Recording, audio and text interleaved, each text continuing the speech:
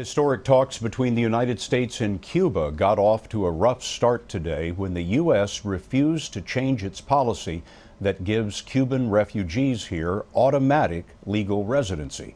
Some Cubans worry that if the rules change, they'll get stuck where they are. Manuel Bojorquez is in Havana. Inside their tiny living room, Nancy and Alexi showed us their big secret. The boat they are building to flee Cuba. How long have you been working on this? 2 months.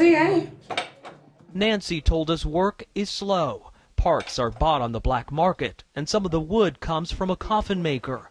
When it's complete, Nancy, her husband, and 4 children will attempt to cross more than 90 miles to the U.S. and a new future.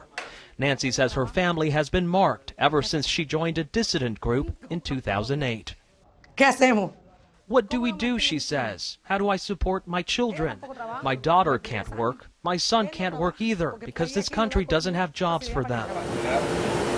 Like many others, they are also driven by fear that the favored status for Cuban refugees that lets anyone stay who reaches U.S. shores may disappear as the two nations reestablish relations.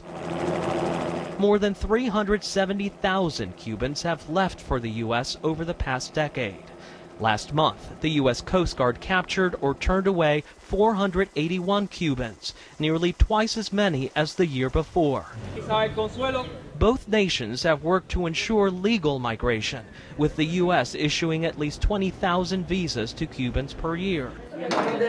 But Nancy says her family has been turned down. This will be their 3rd attempt to escape by boat. Siguen. Donde quiera que me pare le voy a decir. You'll keep trying. Siguen. Seguimos. And that's why at today's migration talks, the Cuban government once again blamed U.S. policy for encouraging people to leave the island illegally.